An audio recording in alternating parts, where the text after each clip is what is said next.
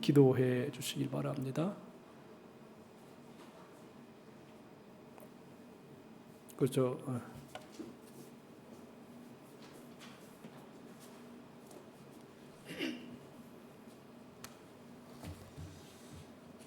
하나님 아버지 은혜와 사랑 감사합니다.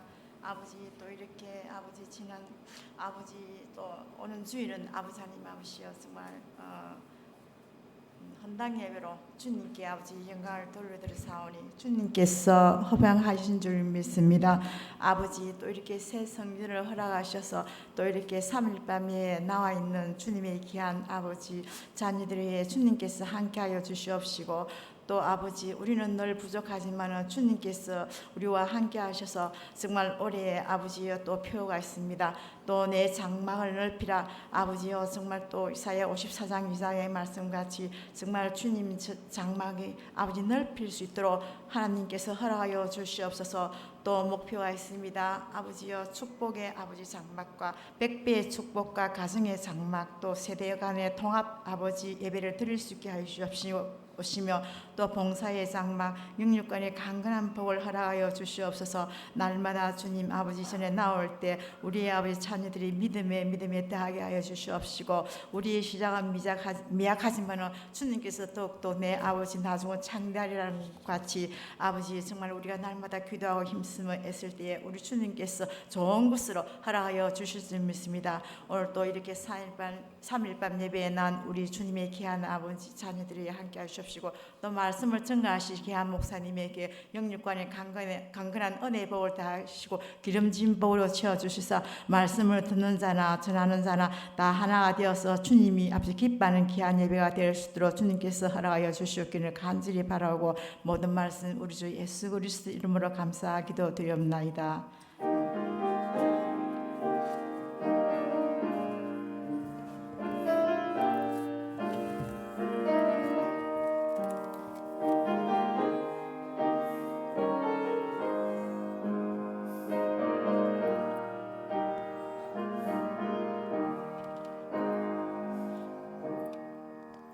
하나님 말씀 사도행전 15장 36절로 41절 교독하도록 합니다. 며칠 후에 바울이 바나바더러 말하되 우리가 주의 말씀을 전한 각 성으로 다시 가서 형제들이 어떠한가 방문하자 하고 바울은 밤빌리아에서 자기들을 떠나 함께 일하러 가지 아니한 자를 데리고 가는 것이 옳지 않다 하여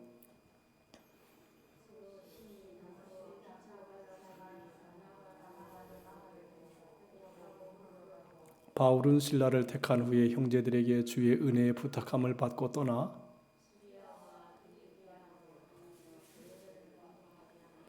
아멘. 기도하십시다. 하나님 아버지 오늘 3일 저녁에도 저희들을 주의 전에 불러주시고 신령과 진정으로 예배하게 은혜를 허락해 주심을 감사합니다. 오늘도 말씀을 통해서 우리가 새로워지게 하시고 말씀을 통해서 하나님이 기뻐하는 선한 뜻이 무엇인가를 잘 분별해서 지혜로운 생애를 살아갈 수 있도록 인도해 주시옵소서. 주님의 피 묻은 손으로 우리를 덮어 주시옵소서. 오늘도 말씀 속에서 하나님의 은혜를 체험하고 하나님을 만나며 하나님의 뜻을 이루어 나아가는 삶이 되게 해 주옵소서. 예수님의 이름으로 기도하옵나이다. 아멘. 찬송합시다. 한번 감사하라 내 영혼아.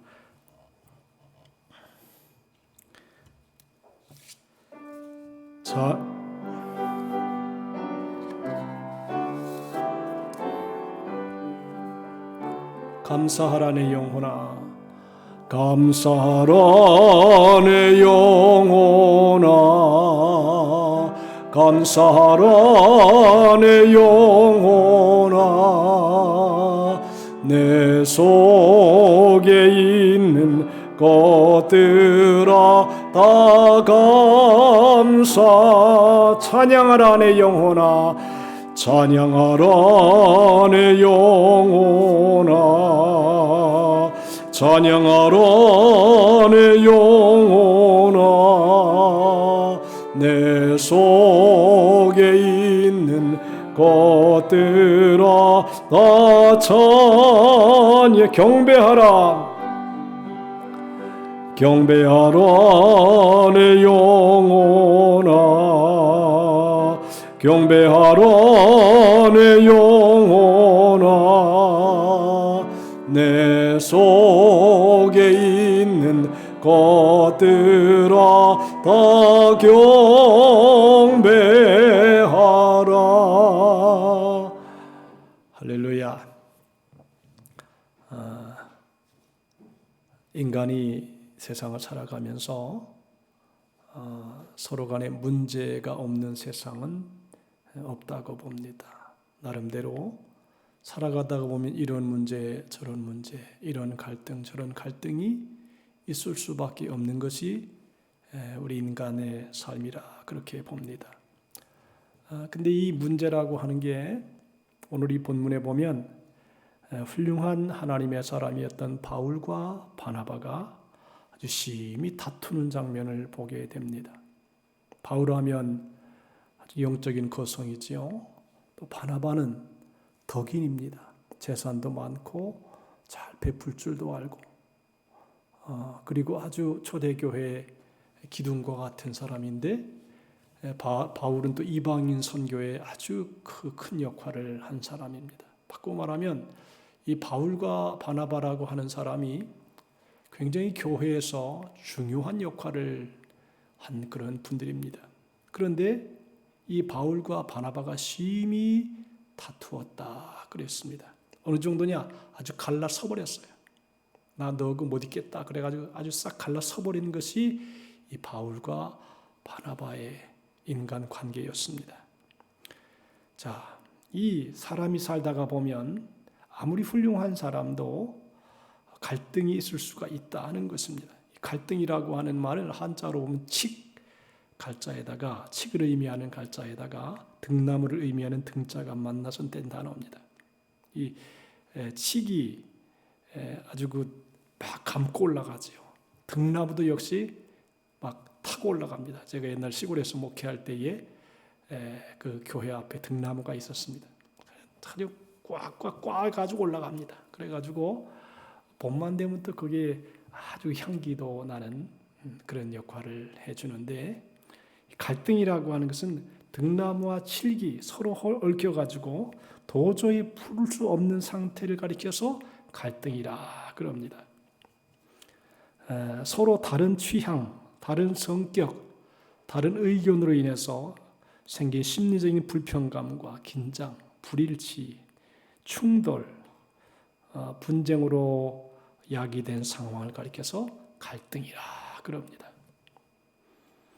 이 갈등의 원인이 무엇이었냐 하면 마가라고 하는 사람 때문에 그렇습니다. 바나바의 조카 마가가 있습니다.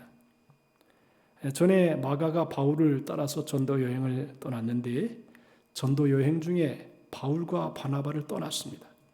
떠난 여러 가지 이유가 있었는데 어찌됐든 복음 전도 여행을 그만두었습니다. 그래서 다시 전도 여행을 떠날 때 바나바가 마가를 다시 데리고 가자는 것입니다. 근데 바나바는 이제 전에 떠났지만 다시 기회를 주고 싶었고 마가의 입장을 변호해 주었지만 바울은 중간에 전도 여행을 포기하고 간 그런 사람은 같이 일할 사람이 못 된다는 것입니다.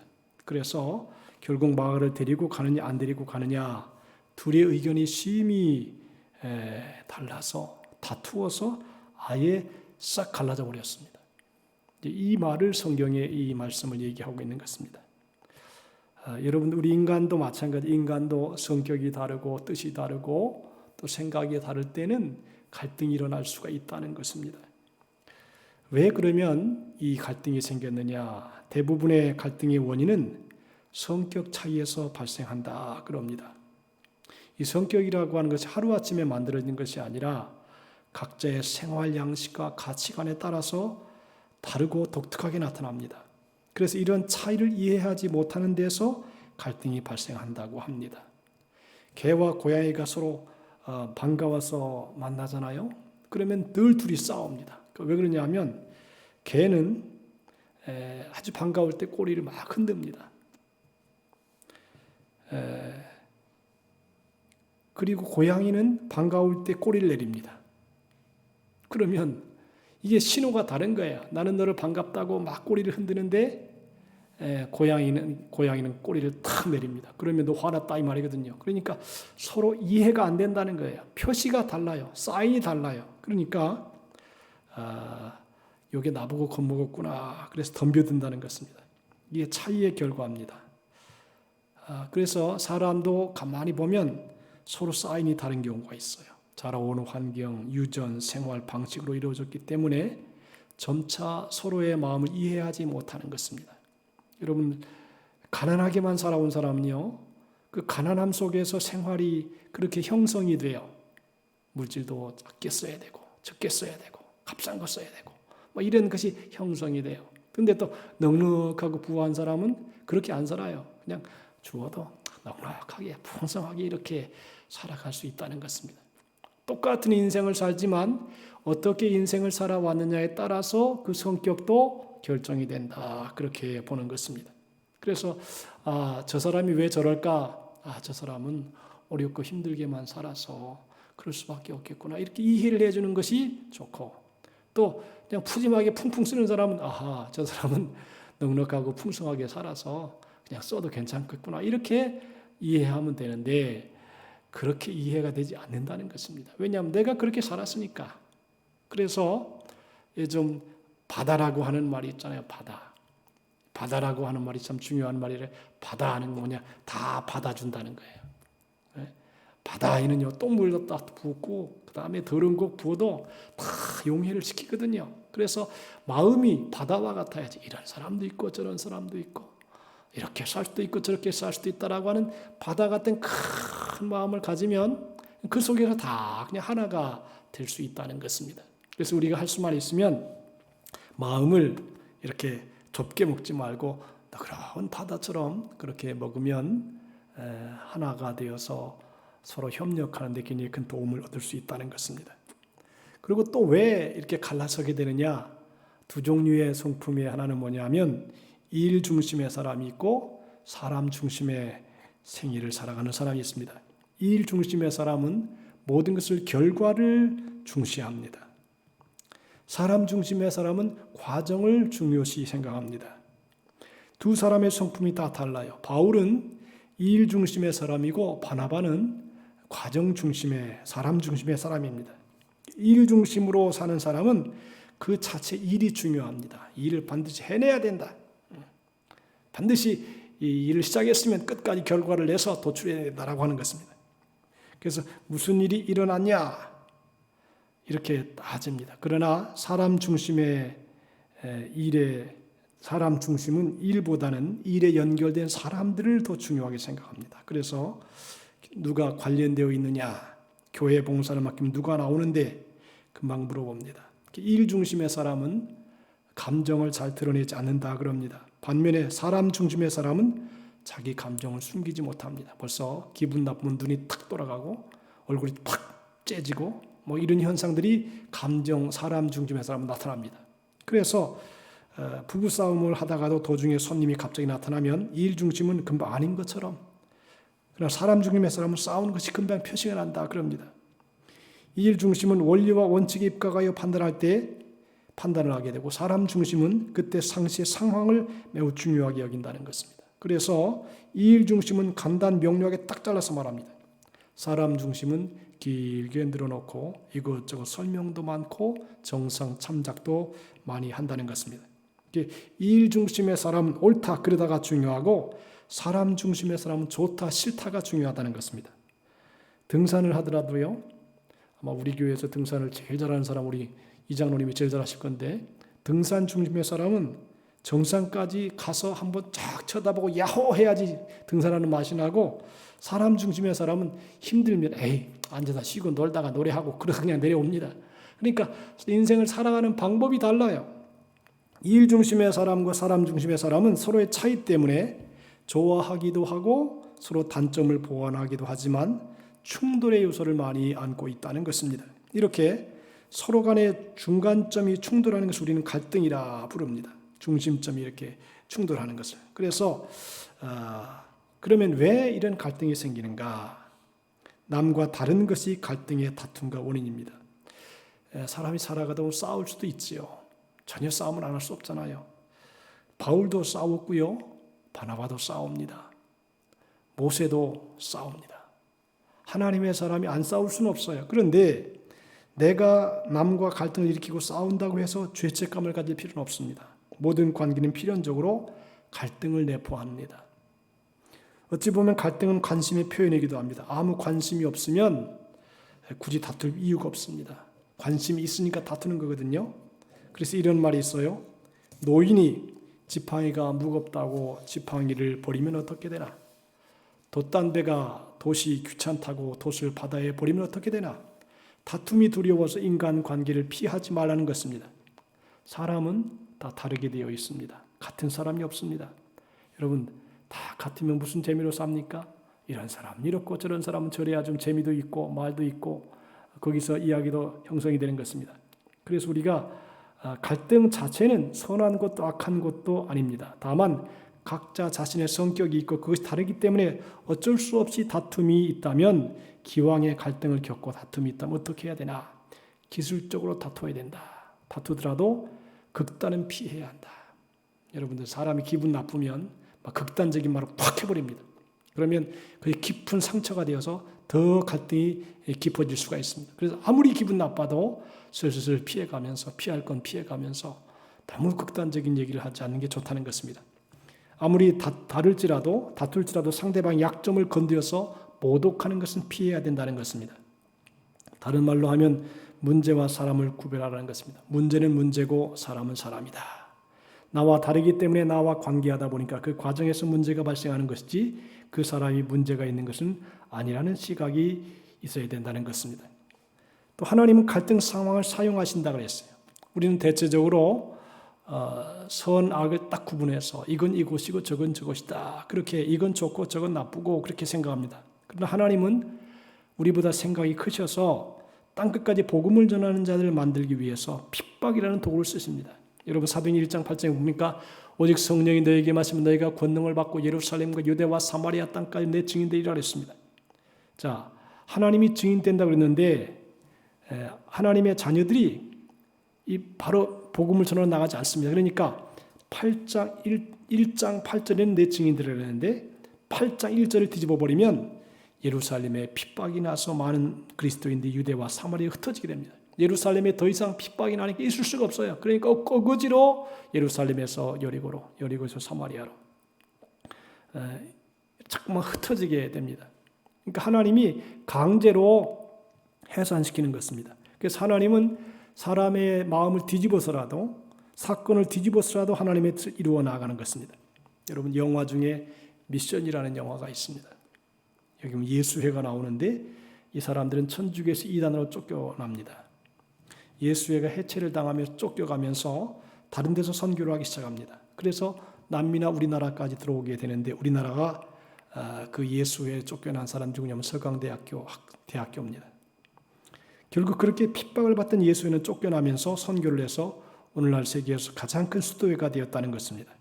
여러분 우리가 사람은 다를 수 있습니다. 좋아하는 것도 다르고 취미도 다르고 성격도 다르고 살아오는 과정도 다 다릅니다. 우리가 다르기 때문에 오는 갈등을 하나님께서 도구로 쓰신다는 것입니다. 오늘 본문에 보면 바울과 바나바의 갈등은 결과적으로 선한 역사를 가져왔습니다. 바울과 바나바는 중량감 있는 두 선교사가 여전히 함께 다니는 것을 보면 어찌 보면 낭비라고 할 수 있는 유능한 사람이 함께 가지 말고 흩어져서 가면 더 큰 효과를 나타낼 수도 있다라고 하는 것입니다. 그래서 각기 떨어져 다른 지역에서 복음을 전파하기 시작했습니다. 그리고 결과적으로는 선교사에게 확대라는 결과를 가져오게 됩니다. 이것을 깨달은 사도 바울은 훗날 이런 말을 합니다. 어떤 이들은 투기와 분쟁으로 어떤 이들은 착한 뜻으로 그리스도를 전파하나니 이들은 내가 복음을 변명하기 위하여 세우심을 받은 줄 알고 사랑으로 하나 저들은 나의 매임의 괴로움을 더하게 할 줄로 생각하여 순전치 못하게 다툼으로 그리스도를 전파하느니라. 그러면 무엇이뇨? 외모로 하나 참으로 하나 무슨 방도로 전파되는 것은 그리스도니 이로써 내가 기뻐하고 또한 기뻐하리라 그랬습니다. 그러니까 하나님의 일을 하는 데 있어서 생각이 다르고 뜻이 다르고 어떤 때는 시기심으로 하고 어떤 다툼으로 한다 할지라도 결국은 전파되는 것은 그리스도다. 그렇게 말씀해 주고 있는 것입니다. 그래서 하나님이 우리를 성격이 다르게 만들었어요. 여러분들 태어나면서 죽을 때까지 똑같이 사는 사람은 없어요. 먹는 것도 다르고 잠자는 것도 다르고 그리고 성격도 다르고 마음도 다르고 환경도 다르고 지식도 다르고 지혜도 다르고 다 다릅니다. 그런데 하나님은 그 모든 사람들을 잘 조화해서 서로 상생하도록 그렇게 만들어 가신다는 것입니다. 어떻게 보면 하나님의 입장에서 보면 하나님이 함께 한 마음으로 하나님의 일을 하고 있다는 것입니다. 겉으로 보기에는 대립이지만 깊이 보면 모두가 하나님의 은혜를 이루어 가기 위한 사람들이라는 것입니다. 하나님은 가인도 은혜요, 아벨도 은혜요, 에서도 은혜요, 그리고 야곱도 은혜요, 바로도 은혜요, 모세도, 유다도, 예수님도 다 은혜입니다. 그래서 모든 것이 하나님의 은혜요, 하나님의 사랑이라는 것을 우리가 생각할 수 있습니다. 그리고 하나님이 갈등을 주신다는 것은 변화하라는 것입니다. 나는 원래 그래, 그럴 수 있습니다. 그러나 성숙되지 못하게 하면 됩니다. 사도 바울은 갈등을 통해서 균형 잡힌 사람으로 변화되었습니다. 그의 유언이라고 하는 디모데 후서는 여러 면에서 변화된 바울의 모습을 보여주고 있습니다. 디모데 후서 4장 5절에 보면 디모데에 대한 마지막 부탁도 일에 대한 것이었습니다. 이 일 중심의 삶은 그렇게 바뀌지 않습니다. 그럼 뭐가 바뀌었느냐? 일 중심이지만 사람에 대해 관심을 갖게 되었다는 것입니다. 이제 자신의 부족을 알고 사람에게 관심을 갖게 된 것입니다. 바울은 일 때문에 거절했던 마가를 이제는 데리고 오라 그럽니다. 마가는 비추이다 뜻의 로마식 이름이고 요한은 하나님은 은혜로우시다라는 유대식 이름입니다. 부모가 그렇게 살기를 원했습니다. 그러나 그는 그 이름과는 달리 중도 하차했습니다. 그가 왜 중간에 선교를 계속하는 것을 포기해버리고 떠났는지는 자세히는 성경이 나오지 않습니다. 그런데 대체로 이제 학자들이 얘기한 것을 보면 아마 어떤 사람은 밤빌리아 버가에서 피시디아 안디옥으로 가는 토로스 산길의 험한 길이 너무 힘들어서 부잣집 아들 마가가 미리 겁을 먹고 떠났을 것으로 추측한다는 것입니다. 아마 이 사람이 어릴 때 편안하게 행복하게 유복하게 자란 사람은 고난이 다가오고 어려움이 다가오면 견딜 수 있는 힘이 좀 덜합니다. 고난을 많이 경험한 사람, 그까짓 거 그러면서 이겨나가지만 어릴 때부터 잘 먹고 잘 입고 잘 살고 좋은 환경에 살던 사람은 그저 이렇게 환경이 어려워지고 생활이 어려워지면 적응하지 못할 수 있는 경우가 있다는 것입니다. 그래서 어떻게 보면 고난 당하는 게 좋은 것이다 그렇게 볼 수도 있어요. 우리나라 같은 경우는 봄, 여름, 가을, 겨울이 있잖아요. 4계절이 있어가지고 잘 적응을 해야 됩니다. 아프리카 사람은 우리나라 와서 적응하는 게 힘듭니다. 아프리카는 여름밖에 없으니까 한국에 오니까 봄도 있고 가을도 있고 겨울도 있고 추운데 이걸 적응을 해야 되는 적응을 못하는 것입니다. 사람도 어렵게 자라고 힘들게 자란 과정이 있으면 그죠? 이런 것도 그럴 수도 있겠다. 저런 것도 그럴 수도 있겠다. 이렇게 적응할 수 있어요. 근데 이 마가라고 하는 사람이 여러분 마가 요한의 다락방이 나오잖아요.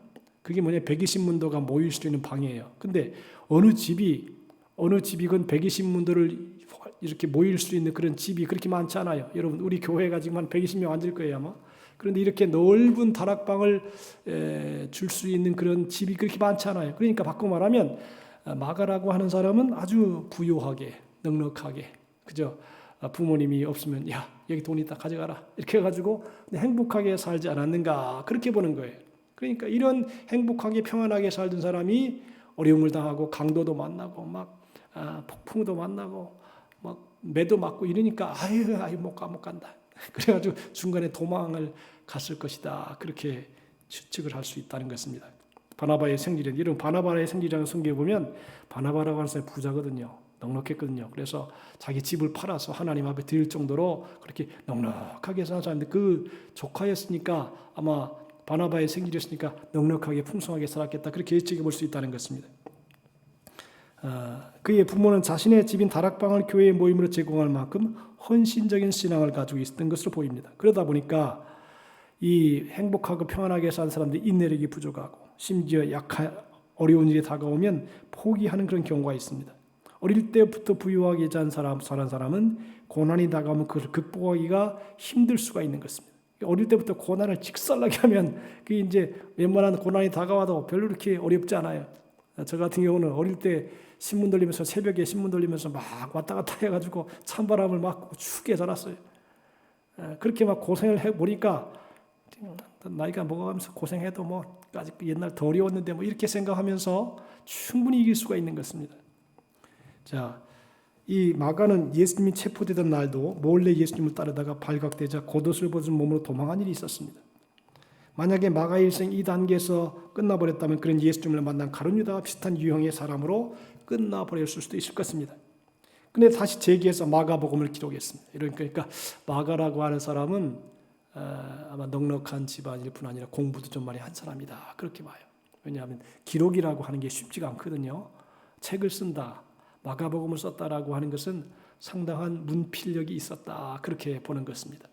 공부를 했다. 바울과 함께 옥에 갇혔고 베드로의 영적 아들로 활동했습니다. 나중에 보면, 자, 우리도 어떻게 보면 마가처럼 실수할 수 있습니다. 그러나 예수님을 만난 사람들은 실패로 끝나는 사람이 아니라 그 실패를 하나의 과정으로 만들어 가야 된다는 것입니다. 성공적인 삶을 위한 발판으로 만들어 가야 된다는 것이죠. 조금 어렵고 힘들면 그것을 다 끝났다고 비관하며 포기하지 말아야 됩니다. 여러분들, 건물 중에 공사 중인 건물, 그런 것은 건물이 아직 완성이 안 됐다는 것입니다.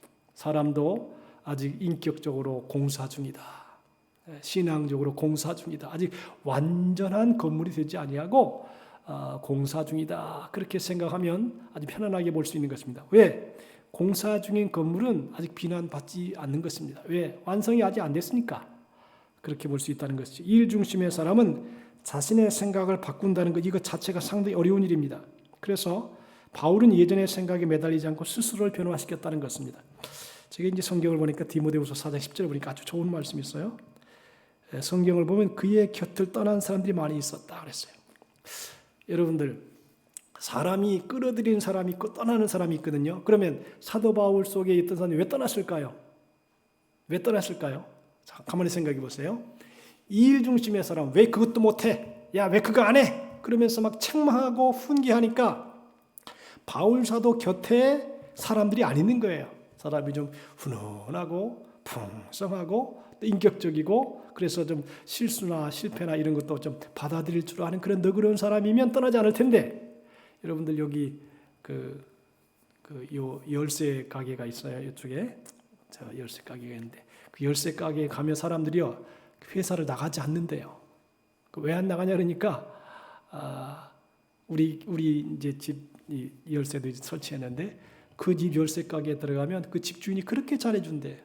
그래가지고 해외여행도 시켜주고, 그리고 그 직원들한테 노후 처리를 그 뒤에서 이제 복지 후생 시설을 잘해준다는 거예요. 그러니까 한번 들어가면 안 나간다는 거예요. 왜? 잘해주니까, 훈훈하니까, 사람 살만 나니까, 그리고 가끔 여행도 시켜주고 이렇게 풍성하게 해주니까 안 나간다는 거예요. 근데 보세요, 누가 나갑니까? 냉정하고 차갑고 그냥 왜 이것도 못하냐고 책망이 나고 훈계 나고 이러면 사람이 붙어있지 않는 거예요. 그러니까 사도 바울과 같은 경우도 인격적으로 이일 중심의 사람이라 뭐 그것도 못해? 그것도 안 해? 이렇게 막 책망하고 훈계하고 이일 중심의 사람이라 그렇게 하니까 사도 바울 곁에 있다가 사람들이 다 떠나는 것이에요. 그러니까 사람이 떠나는 이유도 있고 붙어있는 이유도 있어요. 붙어있다는 것은 그만큼 훈훈하고 풍성하고 또 인격적으로 넉넉하고, 근데 사도 바울의 초기 사역은 이게 좀 훈훈하고 넉넉한 게 아니라 일 중심의 사역이에요. 복음 사역을 하려니까 그냥 냉정하게 자르기도 하고 막 훈계하기도 하고 막 책망하기도 하고 이러니까 사람이 견딜 수가 없는 것입니다. 처음에는 따라갔다가 그래가지고 다 떠나갔다는 것이에요. 사람도 그렇잖아요. 사람도 이렇게 붙는 사람이 있고 떠나는 사람이 있어요. 붙는 사람은 뭐냐? 훈훈한 사람, 넉넉한 사람. 또 실패하고 실수를 해도 받아주고 수용해주고 그래 그럴 수도 있다라고 이렇게 인정해주는 사람들은 사람이 붙어요. 근데 막 못한다고 막 자꾸 책망하고 훈계하면 또 사람들이 옆에 붙어 있으려고 하지 않는 것입니다. 그러니까 초기에 사도 바울에게는 이렇게 막 일 중심으로 일하니까 사람이 붙어 있지가 않는 게 다 떠나가 버린 거예요. 성경이 말한 대로 이제 그의 곁을 떠난 사람이 많이 있다. 디모데후서에 보니까 많이 떠났다 그랬어요. 왜? 자꾸 일 중심으로 막 훈계를 하고 책망을 하니까. 그러나 바울은 처음에는 일 중심의 사람이었다가 이제 복음을 전하고 여러 가지 부딪히기도 하고 그러면서 사람의 인격이 변했습니다. 나를 버렸다고만 말하는 것이 아니라 갈 길이 달랐다는 것입니다. 그래서 자기와 다른 길을 가는 사람을 용인해 줄 만큼 관용의 사람이 되었습니다. 이렇듯이 바울은 갈등이라는 걸림돌을 성숙의 디딤돌로 삼았습니다. 그래서 처음에는 좀 사람 일 중심으로 산다 할지라도 나중에는 좀 훈훈하게 사람 중심으로 넉넉하게 이렇게 살아가면 그 옆에 사람들도 붙는 것입니다. 그런데 또 사람이 갈등을 겪지 않으면 성장이 안 일어납니다. 사실 살아가면서 갈등이 없다는 것은 상대방을 무시하는 태도 때문입니다.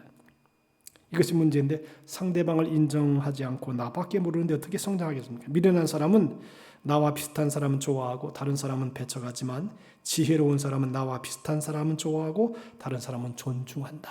그러는 것입니다. 여러분들 그래서 갈등이 있을 수 있어요. 그런데 그 갈등을 가지고 그냥 딱 잘라버리게 되면 별로 그렇게 덕스러운 관계는 맺지 않아요.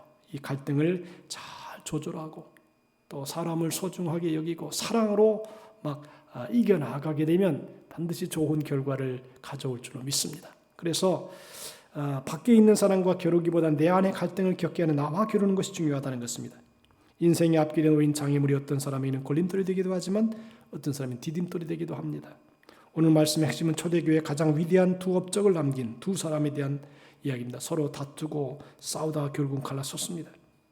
그러나 이 싸움이 오히려 새로운 국면을 만들어냅니다. 그들은 막판에 아름다운 반전을 이루었습니다. 바나바는 마가 요한을 데리고 구브로로 가서 새로운 선교의 길 역사를 이루는 자가 되었고 바울은 실라를 데리고 1차 전도여행 때 했던 도시들을 다시 방문하는 길을 떠났습니다. 싸움의 결과 파국이 아니라 오히려 선교의 역량을 2배로 키우는 것입니다. 바울은 디모데후서 4장 11절에 누가만 나와 함께 있느니라. 보세요. 누가는 굉장히 중요한 사람이에요. 왜냐하면 의사예요.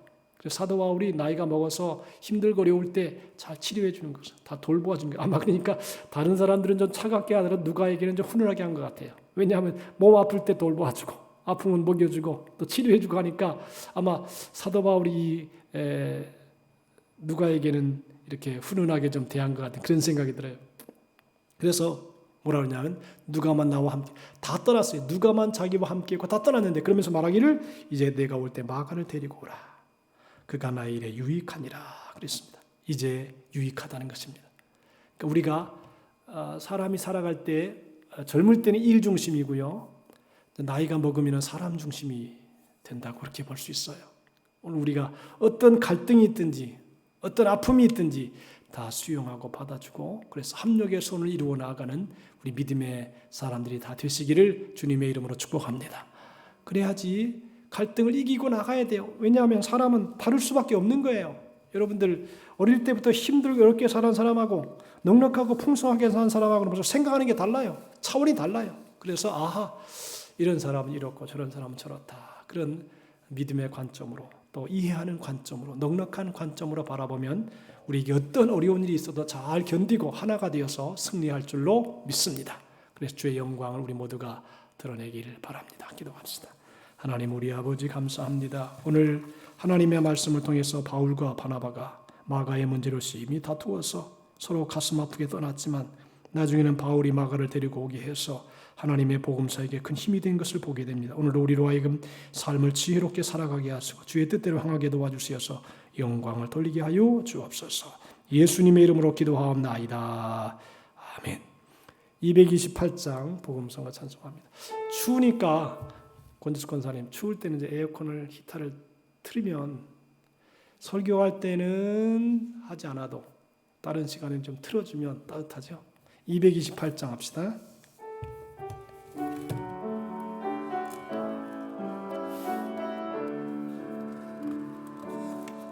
사랑은 언제나 오래 참고 사랑은 언제나 온유하며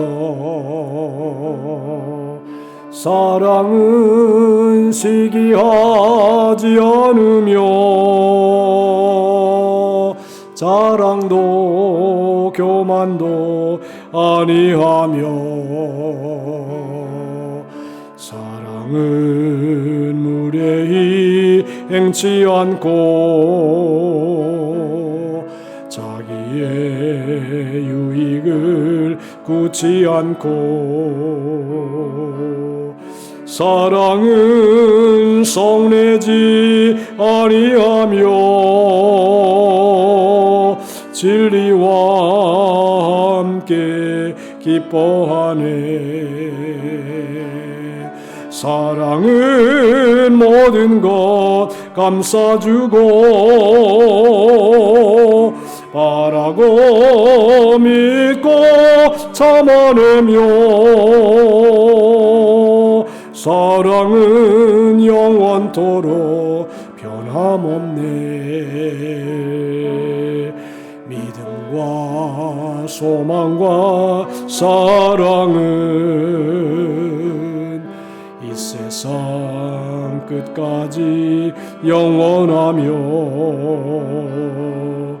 믿음과 소망과 사랑 중에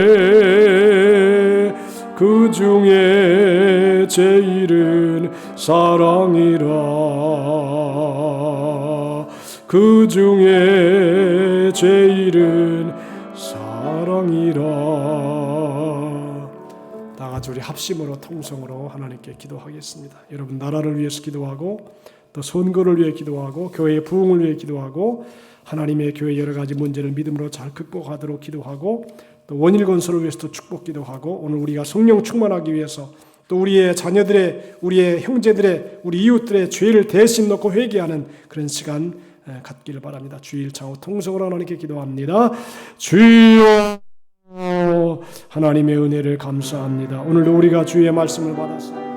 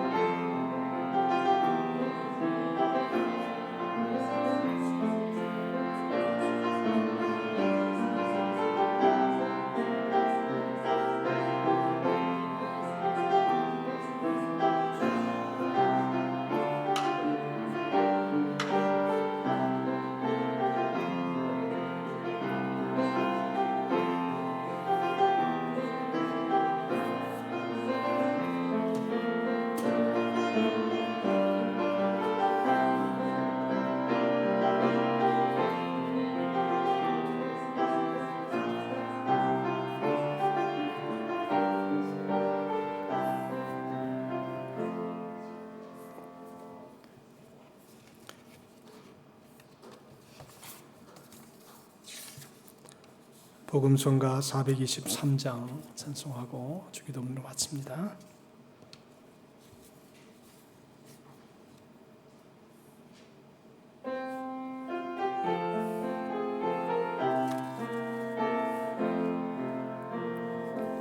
주께서 내 길 예비하시네. 주께서 내 길 예비하시네. 이제 하루를 주를 위해 살리라. 주께서 내 길 예비하시네. 나 이제 주를 따라가려네. 나 이제 주를 따라가려네. 세상 죄길 버리고 생명길을 찾았네. 나 이제 주를 따라가려네. 나 이제 겸손하게 살리라. 나 이제 겸손하게 살리라. 나의 하루하루를 주를 따라가리라. 나 이제 겸손하게 살리라. 광고 하나 드릴게요. 여러분, 유튜브를 지난번 우리 헌당 예배 때 녹화를 했는데 이 화면에 나오는 그대로 나와요. 그래서 제가 올렸으니까 여러분 유튜브 보시면 그 당시에 월십팀 또 찬양하는 거 다 나옵니다. 그러니까 한번 집에서 보시면 될 것 같아요. 주기도문하고 예배를 마칩니다. 하늘에 계신 우리 아버지여, 이름이 거룩히 여김을 받으시오며 나라 임하옵시며 뜻이 하늘에서 이루은 것 같이 땅에서도 이루어지이다. 오늘날 우리에게 일용할 양식을 주옵시고 우리가 우리에게 죄 지은 자를 사하여 준 것 같이 우리의 죄를 사하여 주옵시고 우리를 시험에 들게 하지 마옵시고 다만 악에서 구하옵소서. 대개 나라와 권세와 영광이 아버지께 영원히 쌓옵나이다. 아멘.